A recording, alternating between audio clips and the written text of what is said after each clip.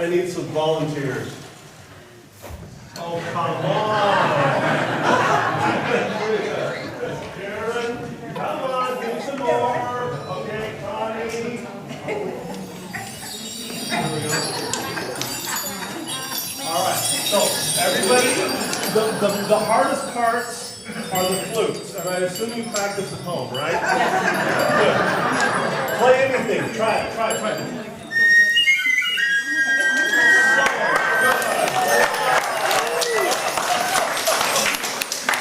Okay, so what we're going to do is I'm going to cue in whoever does it what I do, right? Okay, so are we ready? Here we go. Flutes.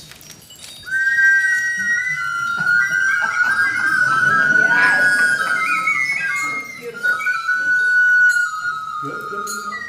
Here we go. Bells.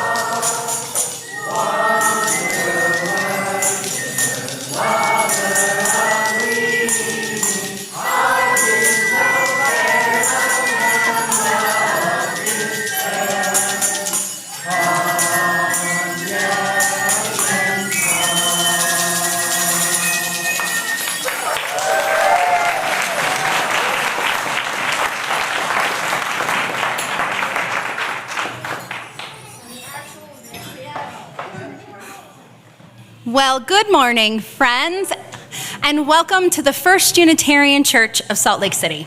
I am so glad to see you all today. My name is Amanda Esko, and I am our Director of Religious Education. First, I want to say how excited I am. It's an intergenerational worship day.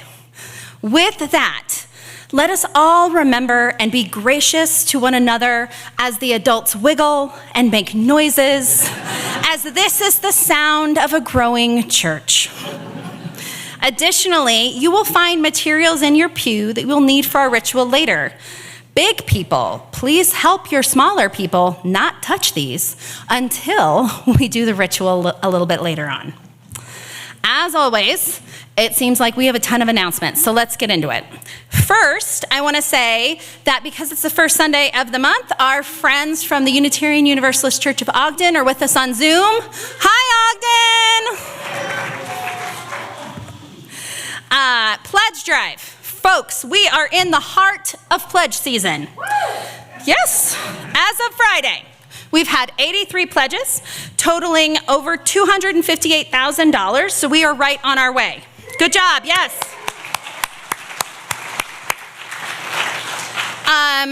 As a little praise report, our oldest pledger at 101 is Ed Leaders. Thank you, Ed. If you have not had the opportunity to be as righteous as Ed, please visit our pledge table in Elliott Hall, and they can answer all of your questions and help you with anything you may need. If you have also already pledged and you haven't filled out your little leaf, fill out your leaf to add to our growing giving tree. Environmental ministry, please stop by the table today and talk with them. There are several action items happening, including weekly vigil opportunities at the Capitol, a new discussion group, and lobbying opportunities at the Capitol in support of Great Salt Lake. Jam, our Jam sing-along is also happening this week. The next Jam is on February 8th. please let Lori know at monthlyjam@slcuu.org by the 7th if you want to hang out and jam with them. That's a ton of fun if you haven't gone. So fun. All right, let's take a deep breath as we light our chalice today.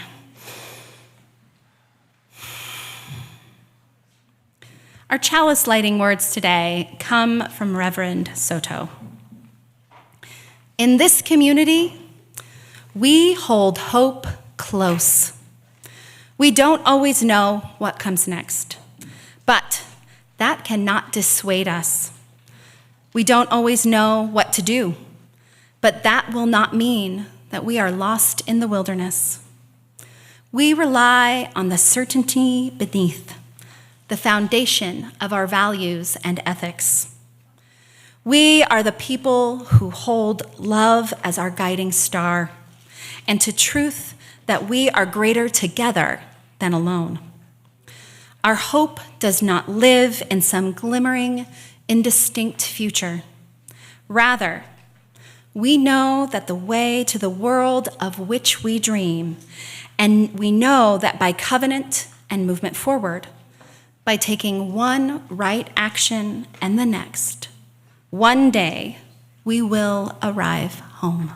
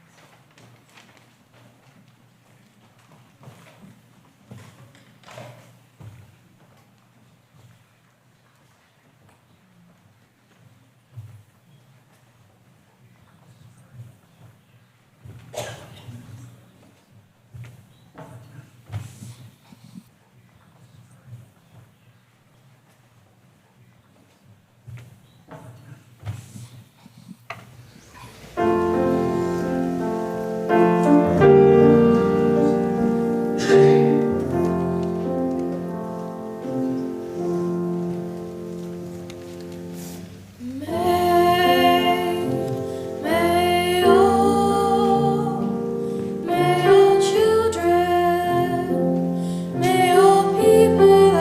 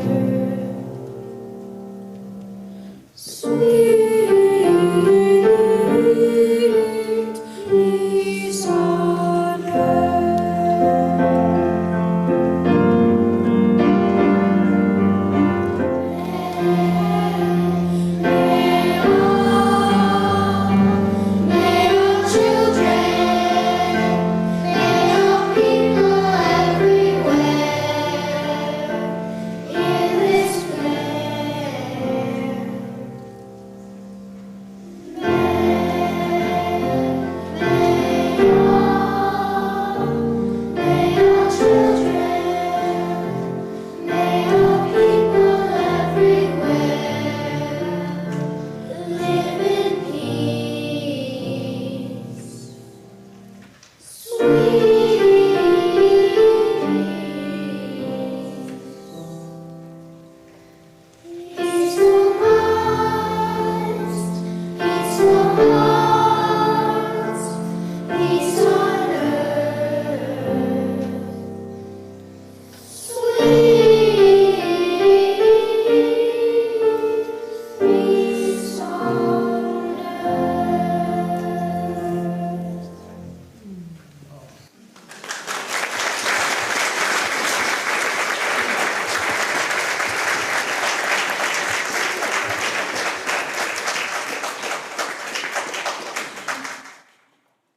I'm very excited now to welcome up our lay minister for the day, Don Walton, who will be speaking about this month's lay minister theme, ego. And now, ego is the kind of thing that I throw out there, and I'm like, clearly everybody knows what this means, because I was a yoga teacher for like 7 years, and I studied Buddhism, and I went to, did a master's degree at divinity school and all this stuff. But they were kind of like, what are you talking about? So just to clarify what I had in mind, my vision for ego, it's not like the Freud ego, it's more like the Buddhist ego, if that makes sense. It's like the small self, prefrontal cortex, me, I am so important, I'm so stuck in my stories, that ego that kind of blocks us from wider connection and compassion. That's what I was talking about, that old chestnut, that old normal thing that we all think about all the time. So Don Walton is going to come up and talk about ego. Let's welcome him up.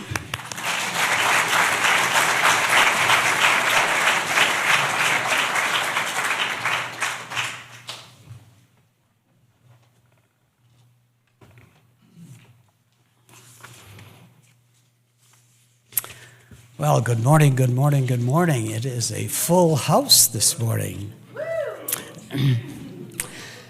I'm Don Walton. I'm one of the lay ministers. And when I first moved here to Salt Lake City from the East Coast, I lived with my daughter and grandson for a couple of months while I shopped for a place to live.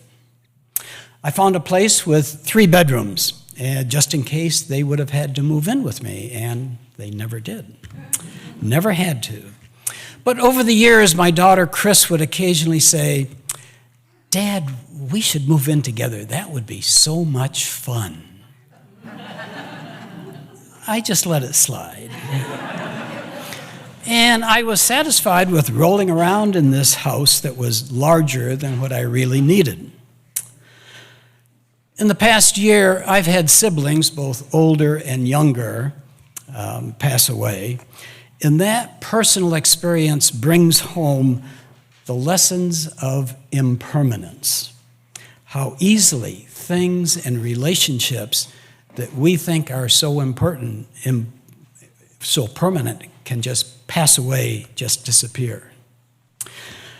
As time went on, that realization got to be bigger and bigger, and I began to see how transient possessions can be passing. I began losing interest in wanting and owning stuff.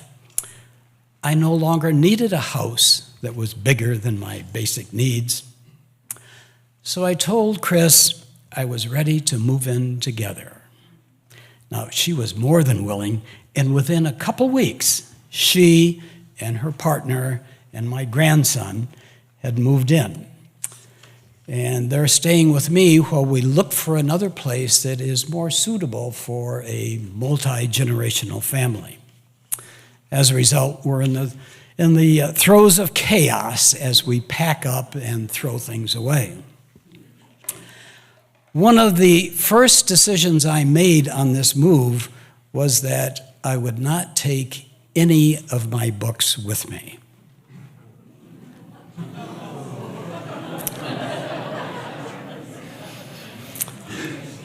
Now, reading good books is like having a very long and intimate conversation with the authors who've become like close friends. And it was a difficult choice unloading all of them, but I could just give them to Marissa's, which is a used bookstore on 9th East. I suggest you take a look at Marissa's. There was a logistical problem.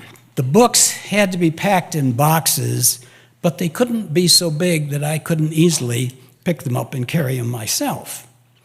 And the perfect size turned out to be boxes in which bottles of wine are shipped to the liquor store. The liquor store needed to get rid of them, those empty boxes piling up by the door, and I had this insatiable demand for boxes. So for the last couple weeks, I've had a very successful symbiotic relationship with the corner liquor store. Equally successful for the past couple months has been the experiment of 3 generations under one roof. So I was looking for a good metaphorical description of this time when a woman in my book club recently celebrated her 90th birthday. And we asked her, what are some of the pros of living this long? And she said that it's only from this perspective that you can look back and appreciate what she called the seasons of life. So as I watch my daughter and grandson deal with the problems and successes of everyday life, I feel like I'm reviewing some of my seasons of life again, only in real time. How did I handle situations like this when I was going through their current stages of life? In the spirit of true confessions, I need to circle back to the books one more time. The decision to move and take no books with me weakened.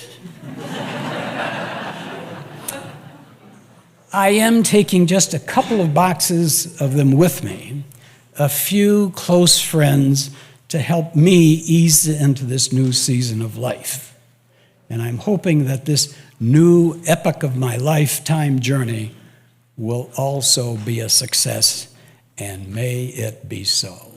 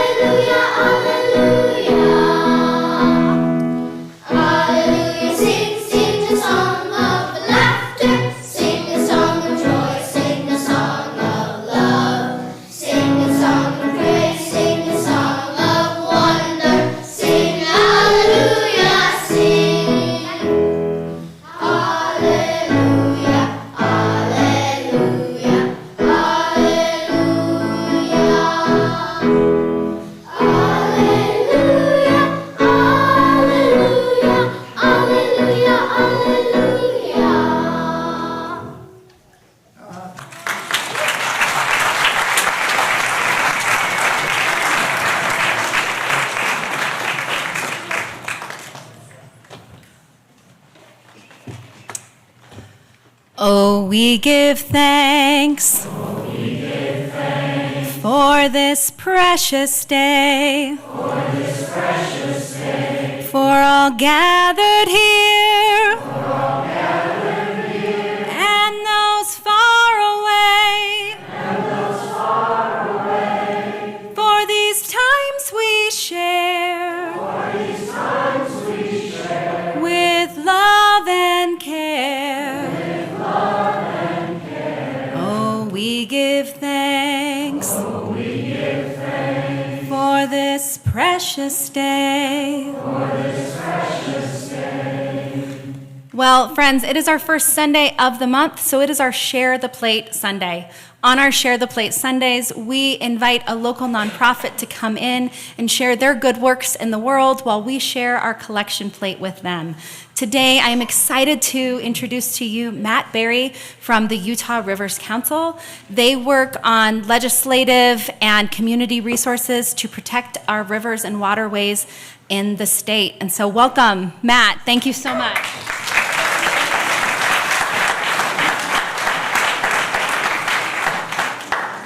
Thank you all so much for having me this morning, and I'm especially grateful for the accessibility needs that have been demonstrated. I had spine surgery 18 days ago, and I'm very appreciative of the efforts given to allow me to still come today and still walk around like the Tin Man.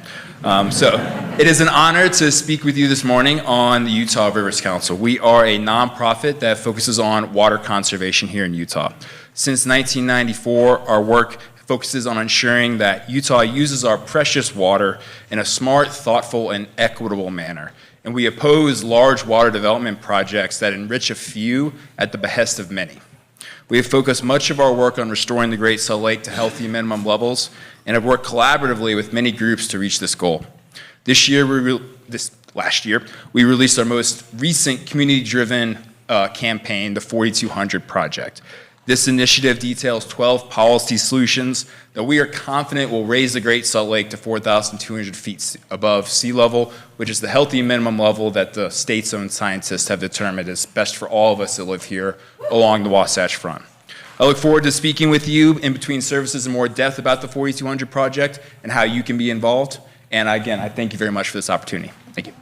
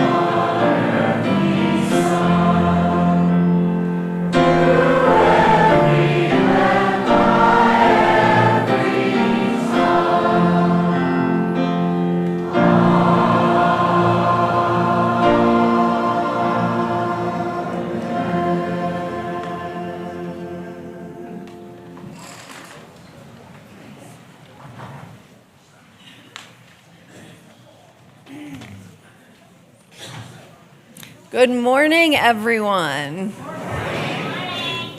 I am Reverend J Sylvan. I am the senior minister of this church, if we have not been introduced yet. And first, I just want to address our young people who are here in this intergenerational service. First, just a wonderful congratulations and amazement for the junior singers who have performed so beautifully today. I would love everybody to give them a round of applause.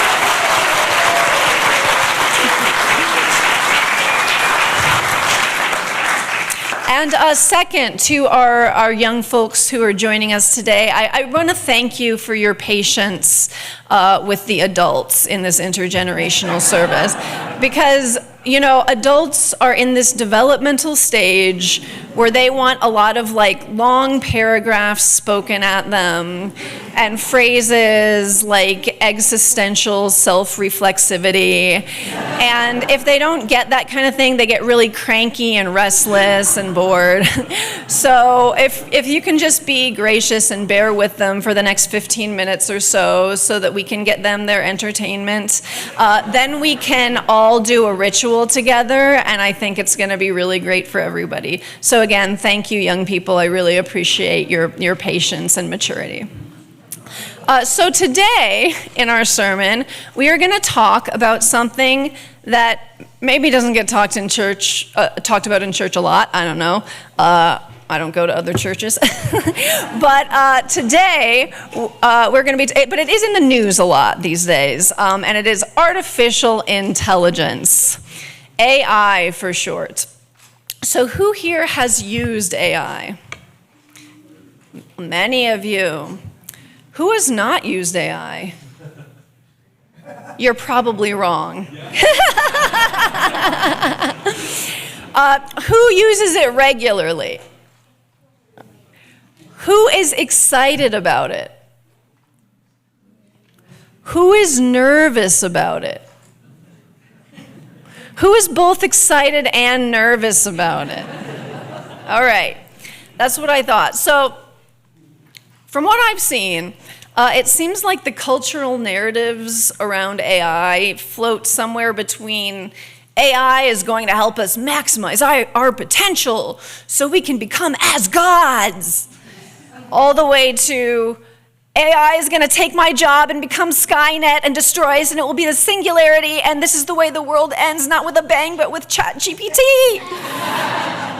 One of those. But I personally think both of those are a little bit overblown.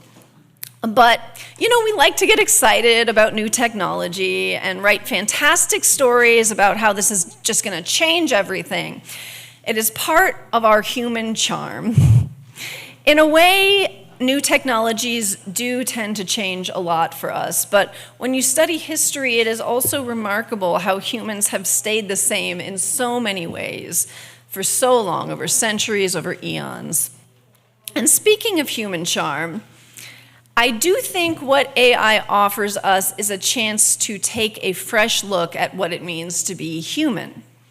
We humans are self-reflective.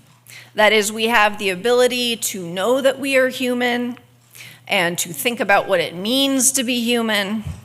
And we like to think that we're the only thing on Earth that can do that, but we're probably not. Like octopuses probably can. But there's no way to know that for sure right now, so we just keep eating them. That's another part of being human, just eating all the life forms that we don't think can self-reflect. But historically, one of the things new technologies changes for humans is the human understanding of what being human is. And AI is just following suit nicely. Are AI conscious? Could AI become conscious? What even is consciousness? What even is being human if AI could become conscious? Now, I'm not going to answer the question of what is consciousness, because there are several dominant views floating about in mainstream Western scientific community about what consciousness is, or what it does, or how it comes about, and they're trying, maybe. But I do want to talk about metaphor. And one thing that seems to be particularly and particular and possibly fundamental to human consciousness is our ability to tell stories. And central to stories is metaphor. As author of In Our Image, The History and Future of Artificial Intelligence, George Zarkadakis wrote, without metaphor, no story is worth telling. In fact, central to all human understanding of anything is metaphor. We understand things by comparing them to things that we think we understand better. As psychiatrist Ian McGilchrist wrote, attempts to understand all things depend on drawing parallels between the thing to be explained and some other thing that we believe we already understand better. He also said that one of the reasons it's so hard for us to understand consciousness is because we don't know of anything else remotely like it, so our metaphors often fall short. In Our Image, Zarkadakis chases Western metaphors of humanity back to ancient Greece and the Bible.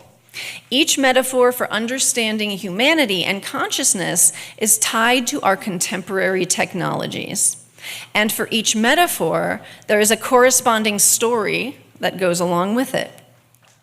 So before the 3rd century BCE, we had humanity as a mixture of breath and mud. In both the Garden of Eden story and the Prometheus story, human beings are made of clay, and then a deity, either the god of the Bible or the goddess Athena, breathes life or consciousness into them with their divine breath. I think a lot of you probably know this, but our word in English, spirit, comes from a Latin root meaning breath, so think of like respirate. And the words in ancient Hebrew and Greek that are translated into English as spirit are the words for breath. So it's ruach in Hebrew and pneuma in Greek. Zarkadakis points out that one reason humans are made from mud in these stories may be because they correspond with the agricultural revolution, when mastery of dirt and the earth was suddenly a sustaining technology. And then starting in the 3rd century BCE, agriculture was old news. We'd been doing it forever. But hydraulic engineering, aqueducts, those were all the rage. Using systems of water pressure, people could water crops at lightning speed and bring drinking water and bath water to disparate citizenry. This was major. It changed everything. And then we had a new hydraulic theory of humanity to go along with it. So has anyone heard of the bodily humors? Yes. Yes, we have. So the idea was that human experience arose from different colored fluids pumping around in your body. And when there's like a blockage or one goes down the wrong pipe, you have problems. So in this model, your personality also arises from whatever fluid is dominant. Red was happy, yellow was anxious, black was melancholic, and white was passive, I think. I don't really get it. So it's kind of like, we have like Myers-Briggs, which we have like more than 4 personalities types, but they had like the 4. So it's a little easier in some ways. And it's with this hydraulic metaphor that we start to get stories about humanoid AI. I think it's interesting that in the mud breath stories, humans were made by gods, but you'll see in the next story, an AI is actually made by a god. And then in the subsequent stories, AI is made by humans. So I don't know what that means, but I thought I'd point it out because it's interesting. Anyway, during the humans as hydraulics era, there was a Greek myth about Talos, and not the band god Talos in Skyrim. Anyone? Yes, yes. If you know, you know.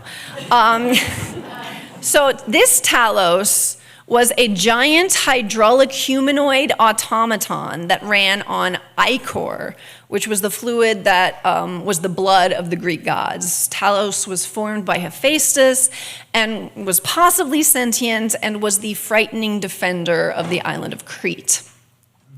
Hydraulic metaphors of humanity ruled the day until the end of the Middle Ages. But in the 16th century CE, mechanical automata absolutely blew people's freaking minds. So like clocks were just like absolutely mind-blowing. Suddenly, humans were mechanical. Descartes called us animal machines. Hobbes said that thinking arose from machines in the brain. Those were very smart guys. And we still have their metaphors with us, just like the word spirit. And we had a mechanical AI story, of course. I love this one. The Mechanical Turk was a machine that could play chess. And this wasn't just a story. There was actually this like robot box that was carted around, beating people at chess, causing them extreme existential terror. Yes, yay! This one gets it. Supposedly, this machine even beat Napoleon Bonaparte at chess. I don't know if that's real, but whatever. Sadly, we were multiple centuries away from Deep Blue and iPhone chess games, and the Mechanical Turk turned out to be a dude in a costume. But still, it was a good story. Then, in the 18th century, Ben Franklin made a move in the name of science that demonstrated survival skills so poor one could only describe it as human. He tied a key to a kite and flew it in a lightning storm, setting off a chain of events that led to electricity running through and running pretty much everything in the rapidly industrializing world. Electricity galvanized people's imaginations. There was this theory that energetic life force was what moved people. The human as electric metaphor began. And riding this current Mary Shelley penned Frankenstein, about a sensitive, sentient monster brought to life by an electric shock. And if you've ever read the book, you know that Frankenstein's monster is actually very eloquent and existentially self-reflective, unlike the grunting character in the films. Not really sure why they made that choice, but I wasn't in charge of it. Finally, we get to the computer. Yes, everyone's favorite thing. We know this one, right? Charles Babbage and Ada Lovelace and queer as heck Alan Turing invented the devices that now rule our lives, and that some of you are watching me on right now. Hello. Thank you for being here. In the 20th century, as computers began to take off, the field of cognitive science emerged alongside computer science. And we, of course, started seeing a new metaphor of human consciousness. Human as computer. We know this one too, right? We know it because it's the only way people seem to be able to talk about the human mind these days. So we humans now process information and store memories. And of course, we have the AI stories to go along with the new metaphor. There's Data from Star Trek, my personal favorite. There was HAL 9000, if you all remember that. And I'm sure there's newer ones too, robots and AIs and everything. There was like Her, right? Her with Scarlett Johansson. I didn't see it, but I remember it. All the lovely androids and sentient computers that have graced our pages and screens for the last 50 years or so. We still have the former metaphors with us, breath and hydraulic and mechanical and electric. And the computer metaphor still has a strong hold on both scientific and lay communities. However, literally, scientifically, empirically speaking, the brain is not a computer. It does not store anything. It does not process information. These are metaphors. But that doesn't mean they're bad or misleading. Again, we understand things by comparing them with other things. And what this does show us is that we understand ourselves by finding, or perhaps sometimes forcing, similarities between things we think we do understand. Breath, clay, hydraulics, machines, electricity, computers. And we become, in some sense then, a reflection of these technologies that we have created. And what is exciting, and yes, perhaps frightening, is these technologies also then become a reflection of us.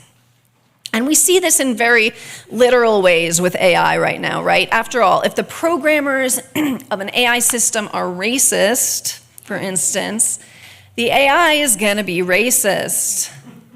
If an AI is forming an algorithm or a sentence based off a sample of bigoted actions and sentences, well, the AI's output will be bigoted.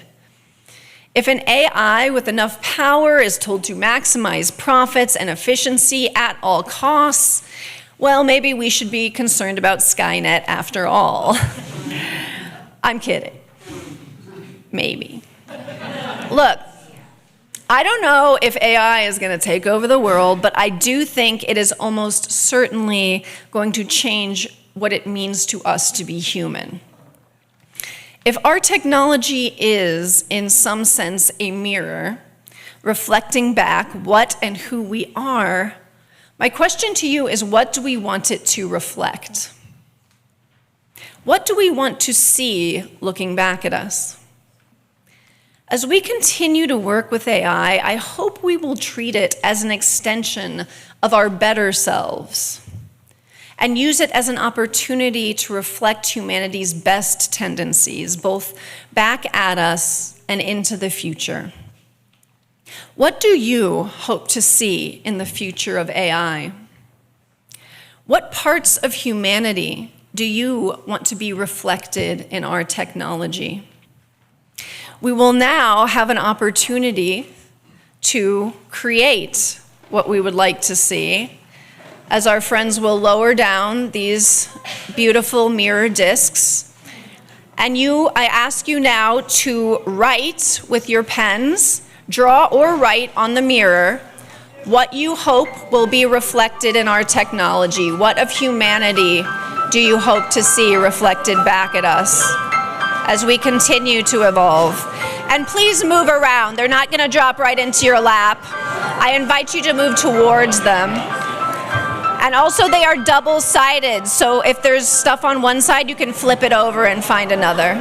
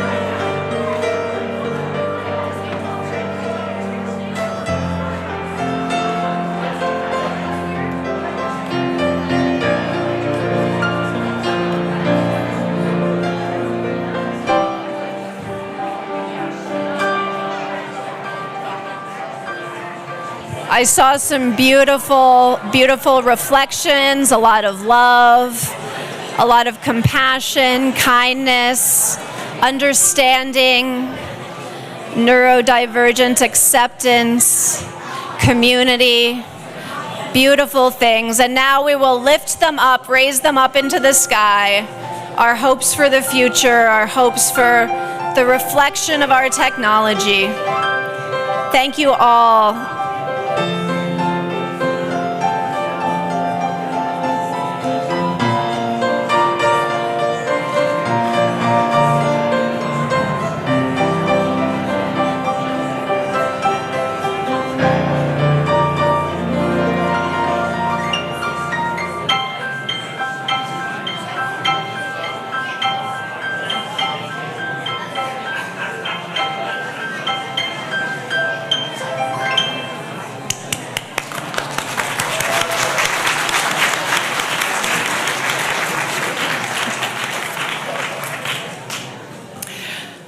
Let's keep these up all month. Let's do it. Yeah. Yes. Awesome. My friends, may we remember that all of our technologies are extensions of ourselves. And may we put our best selves into them. May the parts of us that extend beyond our biology be the parts that are life-giving, kind, compassionate, and liberating. May we remember that when we look into the future, we see the fruits of the seeds that we plant today. And may we plant those seeds with intention, with love, with humility, and with community. May it be so. David will play us out. What? We're going to sing Spirit of Life.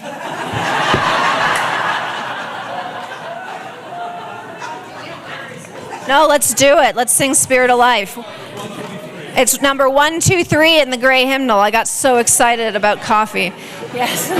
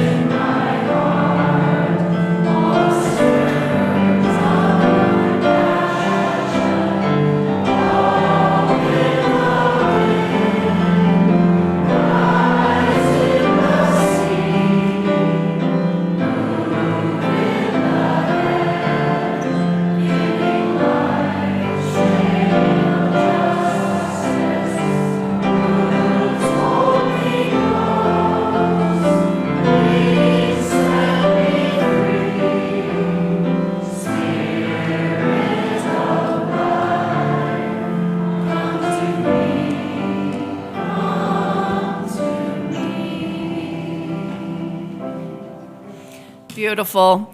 All right, you don't need to sit down. We're going to leave now. Thank you all for joining us, for participating in this ritual. I'll see you out there.